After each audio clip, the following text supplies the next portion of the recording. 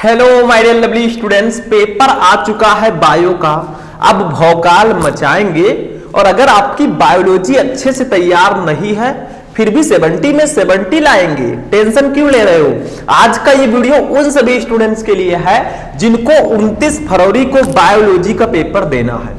बहुत सारे स्टूडेंट कह रहे थे सर आप बायोलॉजी के जो 3-3 नंबर वाले प्रश्न आते हैं उनको लेकर आइए, क्योंकि 3-3 नंबर वाले क्वेश्चन हमारे बायो में टोटल 36 नंबर के पूछे जाते हैं। 12 क्वेश्चन रहेंगे 3-3 नंबर वाले, टोटल 36 नंबर के आपके 3-3 नंबर वाले लघु उत्तरीय प्रश्न आते हैं। तो देखो टोटल 70 नंबर का पेपर होता है, 36 नंबर का सिर्फ लघु उत्तरीय प्रश्न आता है, यानी कि आधा पेपर तो लघु उत्तरीय प्रश्नों का होता है।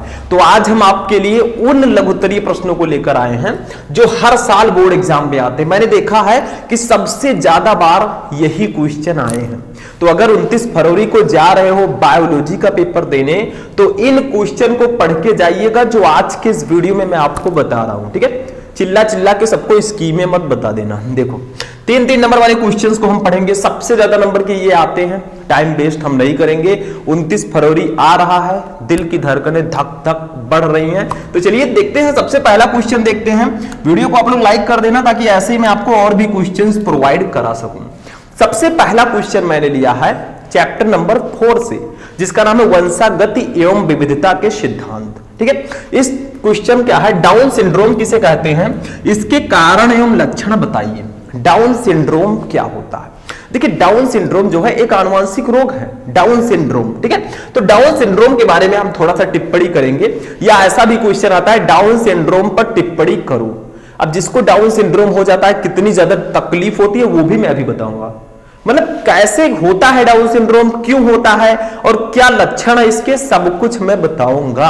अगर किसी को ये लक्षण है तो समझ लो इसको डाउन सिंड्रोम है। देखो सबसे पहले ये जानिए, डाउन सिंड्रोम को सर्वप्रथम एक अंग्रेज चिकित्सक जॉन लैंगडन डाउन ने सन 1862 ईस्वी में खोजा था।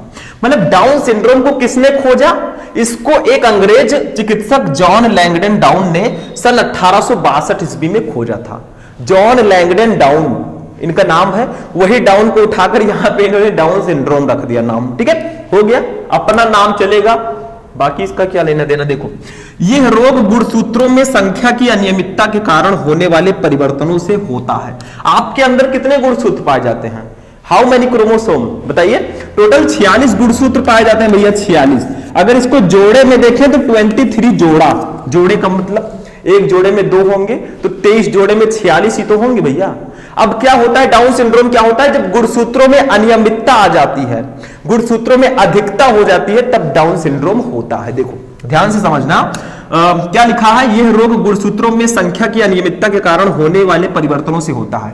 मनुष्य में कभी कभी गुणसूत्रों की संख्या 46 के स्थान पर 47 हो जाती है।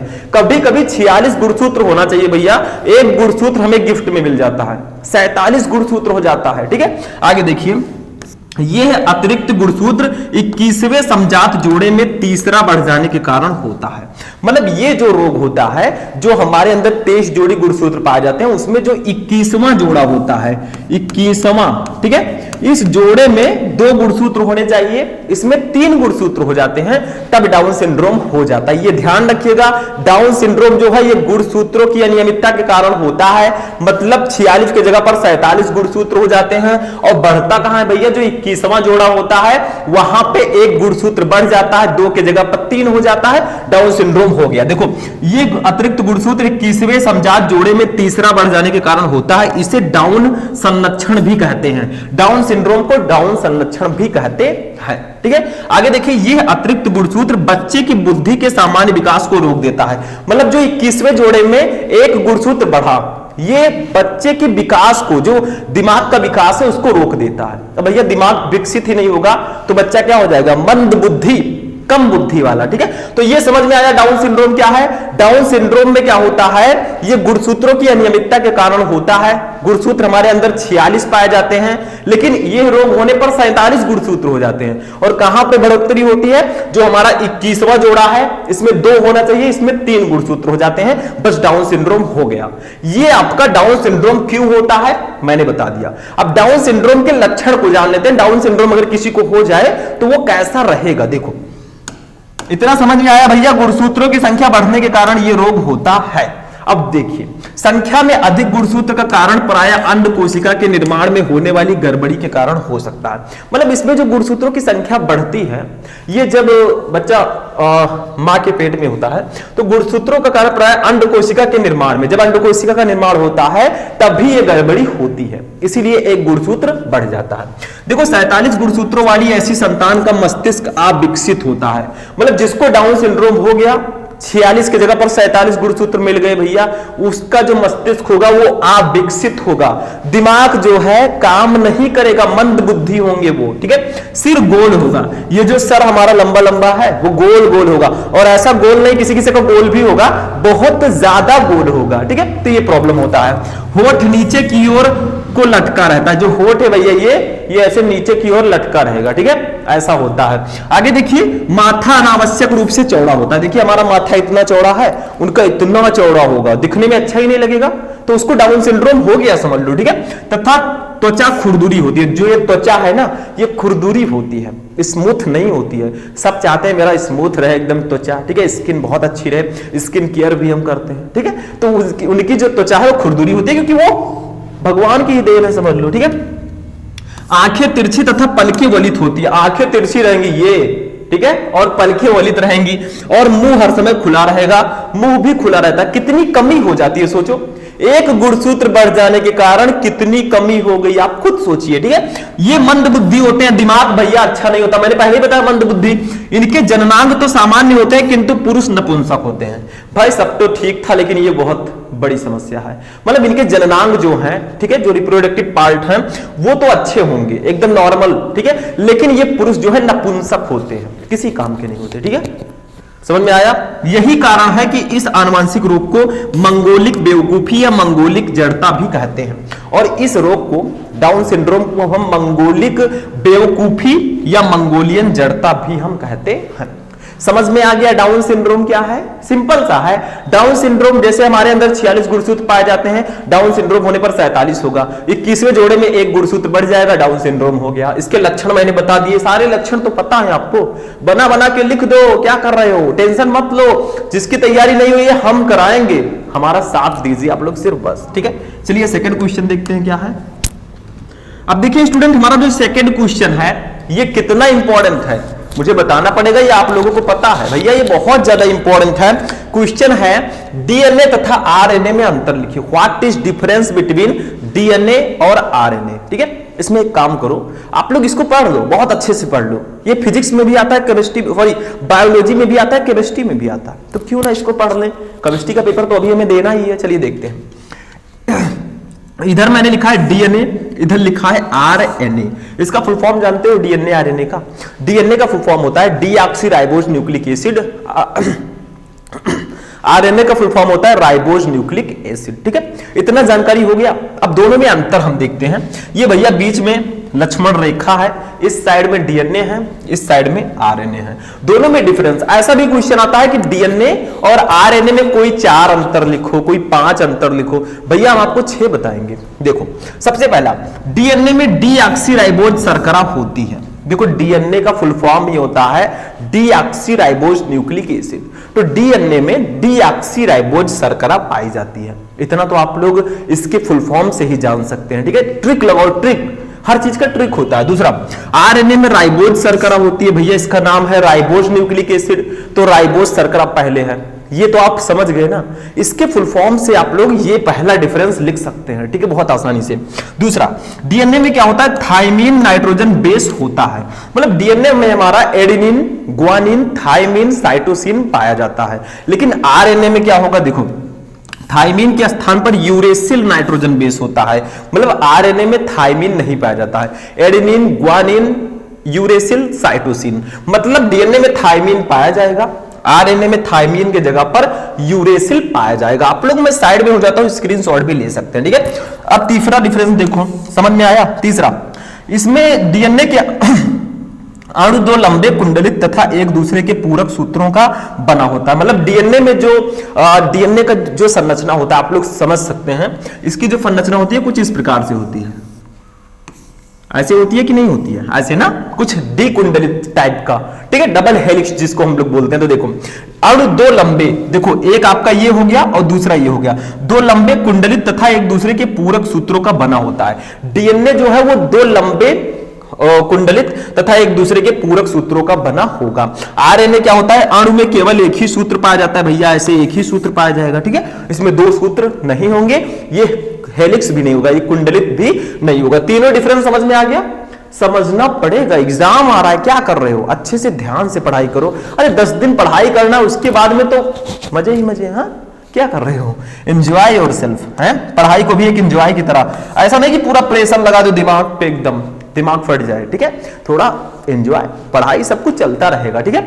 देखिए चौथा, ये आनुवांशिक पदार्थ है और ये कोशिका में होने वाली सभी क्रियाओं पर आरएनए द्वारा नियंत्रण करता है। मतलब डीएनए को आनुवंशिक पदार्थ माना गया है और ये जो है कोशिका में होने वाली सभी क्रियाओं पर आरएनए द्वारा नियंत्रित करता है। और ये आनुवंशिक पदार्थ नहीं है, आरएनए आनुवंशिक पदार्थ नहीं है और प्रोटीन संश्लेषण में विशेष योगदान देता है, लेकिन कुछ विषाणुओं में ये आनुवंशिक पदार्थ का के रूप में होता है। मतलब आरएनए भी कुछ वायरस में आनुवंशिक पदार्थ का काम करता है, ऐसा नहीं कि आनुवंशिक पदार्थ नहीं है, बट डीएनए एक जेनेटिक मटेरियल है, ठीक है। डीएनए आगे देखिए पांचवा, ये केवल केंद्रक में क्रोमैटिन सूत्रों में ही पाया जाता है। मतलब हमारा जो डीएनए है ये केंद्रक में, न्यूक्लियस में क्रोमैटिन सूत्रों में ही पाया जाता है डीएनए, ठीक है। ये केंद्रक के केंद्रीय द्रव्य, केंद्रिक और कोशिका द्रव्य में भी पाया जाता है। मतलब ये सारे आपके डिफरेंस है, स्क्रीनशॉट ले लो आप लोग, साइड में हो जाता हूं मैं, ठीक है, हो गया स्क्रीनशॉट। अब देखते हैं आगे क्वेश्चन है कि फिर डिफरेंस है, उसको देख लेते हैं, ठीक है। नेक्स्ट देखते हैं, अब देखिए नेक्स्ट, अभी भी हम डिफरेंस 7 डिफरेंस मैं आपको बताऊंगा, ठीक है। ये वाला शायद यहां पे नहीं लिखा था, ये वाला भी देख लेना, ये 6 नंबर डिफरेंस है। द्विगुणन के द्वारा अपने समान नए अणु उत्पन्न करता है। मतलब डीएनए में रेप्लिकेशन का एक गुण पाया जाता है, ठीक है। द्विगुणन के द्वारा ये अपने समान ही नए अणुओं को उत्पन्न कर लेता है और इसमें द्विगुणन का गुण नहीं पाया जाता। इसका निर्माण डीएनए अणुओं के द्वारा लिप्यंतरण से होता है, ट्रांसक्रिप्शन से। मतलब डीएनए में द्विगुणन का गुण पाया जाता है, ठीक है। द्विगुणन का मतलब डुप्लीकेशन या रेप्लिकेशन, ये अपने समान द्विगुणन के द्वारा दूसरा डीएनए उत्पन्न कर लेता है, लेकिन आरएनए में ऐसा गुण नहीं पाया जाता है, ये डीएनए के लिप्यंतरण द्वारा उत्पन्न होता है। बस हो गया, ये तो मैंने समझा ही दिया आपको, ठीक है, पहले ही कि ये केवल केंद्रक के क्रोमैटिन सूत्रों में पाया जाता है। आरएनए जो है ये केंद्रक के केंद्रीय द्रव्य, केंद्रिक और कोशिका द्रव्य में भी पाया जाता है।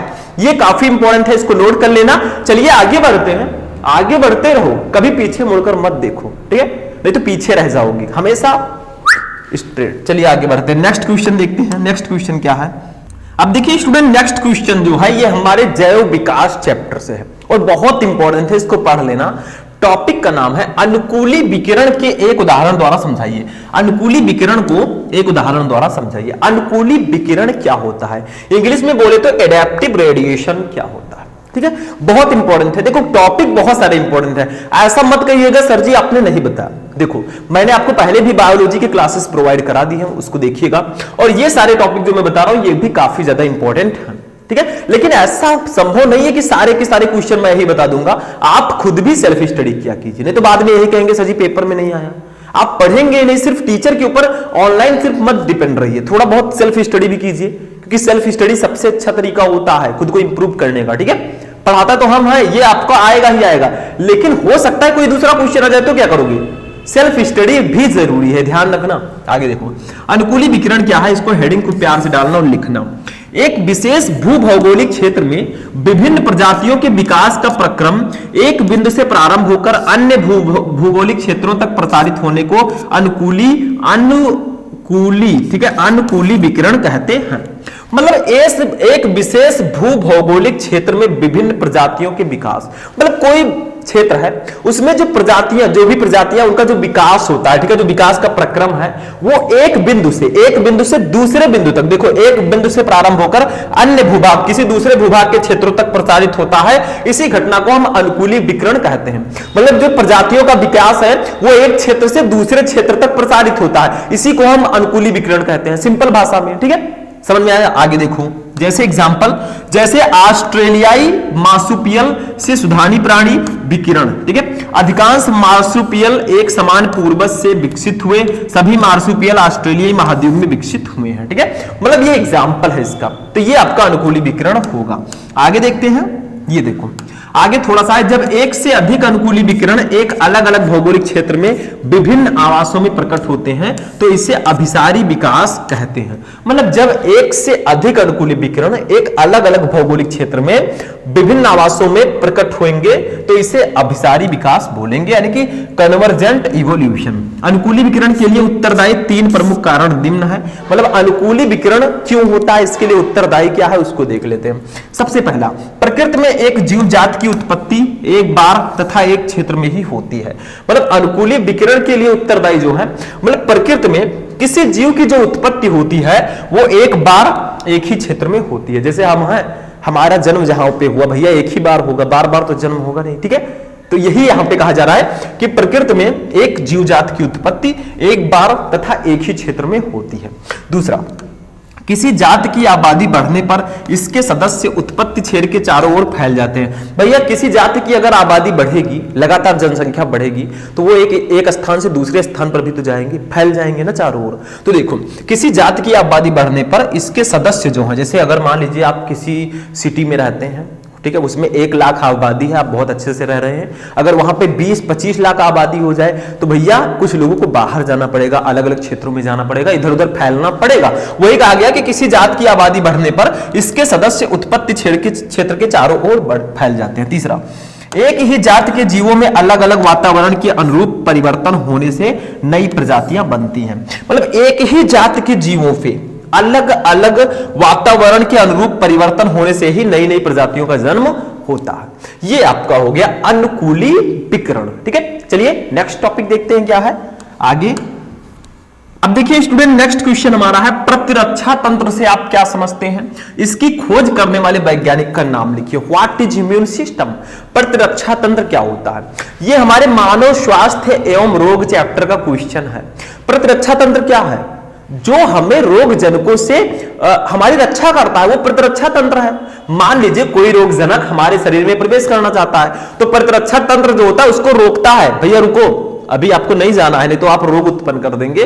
तो होता है कभी कभी प्रतिरक्षा तंत्र किसी का कमजोर हो जाता है, वो जो है रोग जनक से नहीं लड़ पाता और उसको रोग हो जाता है। अगर हम अपने प्रतिरक्षा तंत्र को मजबूत रखेंगे, कोई भी रोग जनक जाएगा उसको भगा दिया जाएगा। मतलब प्रतिरक्षा तंत्र का काम है हमारे शरीर को जो रोग जनक होते हैं उनसे रक्षा करना, ठीक है, समझ में आया?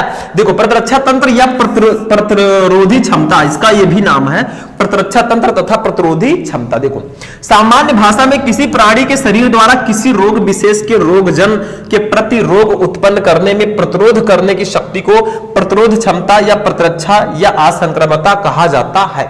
मतलब अगर हम सामान्य भाषा में देखें तो किसी प्राणी के शरीर में, जैसे हम हैं प्राणी, हमारे शरीर में, ठीक है, किसी रोग विशेष के रोगजन, मान लीजिए कोई रोगजनक मेरे अंदर रोग उत्पन्न करने की सोच रहा है कि जाएंगे इसके शरीर में, घुस जाएंगे और रोग उत्पन्न कर देंगे, ठीक है। तो देखो, रोगजन के प्रति रोग उत्पन्न करने, कोई मान लीजिए हमारे अंदर रोग उत्पन्न करना चाहता है तो उसमें प्रतिरोध करने की शक्ति, उस रोग जनक को रोकने की जो शक्ति है, प्रतिरोध का मतलब होता है रुकावट, तो उसको रोकने की जो शक्ति है उसी को हम प्रतिरोध क्षमता या प्रतिरक्षा तंत्र या असंक्रामकता कहते हैं। कई नाम है इसके, चाहे आप इसको प्रतिरोध क्षमता कहें या प्रतिरक्षा कहें या असंक्रामकता कहें, ठीक है। मतलब हमारे शरीर में जो रोगजन आना चाहते हैं रोग उत्पन्न करने के लिए, ठीक है, उनको रोकने का जो तंत्र होता है, उनको रोकने की जो क्षमता होती है वही प्रतिरक्षा कहलाती है और इसी तंत्र को हम प्रतिरक्षा तंत्र कहते हैं, ठीक है। कोई भी रोगजन हमारे अंदर अगर फैलाना चाहता है रोग, उसको रोका जाएगा हमारे प्रतिरक्षा तंत्र के द्वारा, इसका यही काम है, ठीक है। देखो, जिस प्राणी में यह शक्ति होती है वो रोधक्षम या प्रतिरक्षित या असंक्राम्य कहलाता है। मतलब हमारे अंदर वो शक्ति है तो भैया हम रोग रोधित कहलाएंगे, ठीक है, रोगक्षम कहलाएंगे, प्रतिरक्षित कहलाएंगे या असंक्राम्य कहलाएंगे, क्योंकि हमारा प्रतिरक्षा तंत्र काफी मजबूत है, ठीक है। जैसे देखिए एग्जाम्पल, जैसे जिन व्यक्तियों में एक बार चेचक का संक्रमण हो जाता है। मान लीजिए कोई व्यक्ति है, उसको चेचक हो गया, ठीक है, तो क्या होता है, उनमें दोबारा चेचक का संक्रमण जीवन भर नहीं होता है। मतलब अगर मान लीजिए किसी को चेचक हो जाता है तो दोबारा उसको चेचक कभी नहीं होता। क्यों नहीं होता? क्योंकि एक बार अगर चेचक हो गया, ठीक है, तो जो हमारा प्रतिरक्षा तंत्र है वो हमारे अंदर एंटीबॉडी बना लेगी। मतलब उस चेचक का जो रोगजनक है उससे लड़ने के लिए एंटीबॉडी बना लेती है, ठीक है, उसको पहचान लेती है, फिर उसको खत्म कर देती है कुछ दिन बाद। फिर अगर कोई चेचक का विषाणु जाएगा चेचक पैदा करने, तो क्या होगा, हमारी बॉडी जो है उसको पहचान लेगी, भैया तुम ही हो, तुम्हारे लिए दवा बना के रखे हैं, ठीक है, तो वो क्या करेगा, नहीं होगा संक्रमण। तो वही कहा गया है, यही हमारी प्रतिरक्षा तंत्र होती है, ठीक है, ये रोगजनक को पहचान भी लेती है। तो ये आपका प्रतिरक्षा तंत्र हो गया। आगे देखिए, इसका कारण ये है, आखिर किसी को चेचक हो जाता है तो दोबारा चेचक क्यों नहीं होता? क्यों? देखो, इसका कारण ये है कि एक बार संक्रमित मनुष्य के शरीर के रुधिर में चेचक के विषाणु के प्रति प्रतिरोध क्षमता या असंक्रमितता उत्पन्न करने की शक्ति रहती है। मतलब एक बार जब संक्रमित हो गया मनुष्य चेचक से, तो दोबारा उसके शरीर में रुधिर, जो खून है, उसमें चेचक के विषाणुओं के प्रति प्रतिरोध क्षमता, उसको रोकने की क्षमता के लिए एंटीबॉडी रहेगी और असंक्रमण उत्पन्न करने की शक्ति रहेगी, ठीक है, जो असंक्रमित मनुष्य के रुधिर में नहीं होती, ठीक है। एक बार संक्रमित मनुष्य के रुधिर में कुछ ऐसे पदार्थ उत्पन्न हो जाते हैं जो उसी प्रकार के विषाणु के शरीर पर पुनः संक्रमण की क्रिया को रोकते हैं। मतलब हमारे रुधिर में ऐसे पदार्थ उत्पन्न हो जाएंगे जो एक बार चेचक हो गया, दोबारा अगर वो आएगा तो उसको पहचानेंगे और उसको रोकेंगे, भैया तुम उत्पन्न चेचक नहीं कर सकते, ठीक है। आगे देखो, यहां से देखो, यही शक्ति शरीर में रोग ना होने देने की क्षमता रखती है अथवा रोग प्रतिरोध करती है। अतः ये रोग रोधक क्षमता ही प्रतिरक्षा असंक्रमता अथवा प्रतिरोध क्षमता कहलाती है। मतलब रोग, जो हमारे अंदर रोगजनक आते हैं, ठीक है, रोगों से लड़ने की जो क्षमता होती है वही प्रतिरक्षा तंत्र कहलाती है, वही प्रतिरोधी क्षमता कहलाती है, वही असंक्राम्यता कहलाती है। रूस के वैज्ञानिक एली मैचनिकॉफ ने सर्वप्रथम भक्षाणुओं द्वारा शरीर में आए सूक्ष्म जीवों की प्रतिरोध क्षमता या प्रतिरक्षी क्रियाओं का वर्णन फैगोसाइटोसिस या कोशिका भक्षण के नाम से प्रस्तुत किया। तो ये हमारी प्रतिरक्षा तंत्र के बारे में एक डिस्कस जानकारी थी। प्रतिरक्षा तंत्र क्या होता है? मतलब हमारे जो शरीर में रोगों से लड़ने की जो क्षमता होती है वही प्रतिरक्षा कहलाती है। जैसे कोई भी रोगजनक हमारे शरीर में एंटर करना चाहता है तो हमारे अंदर प्रतिरक्षा तंत्र होता है जो उनको एंटर करने से और उनको रोग पैदा करने से रोकता है, वही हमारी प्रतिरक्षा क्षमता है, कैपेसिटी है, ठीक है। तो ये आपका क्वेश्चन हो चुका है। चलिए, अभी तो ट्रेलर है, पिक्चर अभी बाकी है, नेक्स्ट क्वेश्चन देखते हैं हम लोग। चलिए नेक्स्ट क्वेश्चन देखिए क्या है, अभी थोड़ा सा और है, थोड़ा सा देख लीजिए। अनेक बार लुई पाश्चर को उनके सूक्ष्म जीवों के कार्य के लिए प्रतिरक्षा विज्ञान के जनक के रूप में सम्मानित किया जाता है। मतलब लुई पाश्चर जी को प्रतिरक्षा विज्ञान के जनक के रूप में कहा जाता है, ठीक है। और यद्यपि अन्य लोग एमिल वान बेहरिंग को फादर ऑफ इम्यूनोलॉजी कहते हैं। मतलब लुई पाश्चर जी को प्रतिरक्षा विज्ञान का जनक कहा जाता है, लेकिन कुछ लोग हैं जो एमिल वान बेहरिंग को भी फादर ऑफ इम्यूनोलॉजी बोलते हैं। इतना भी जानना जरूरी है।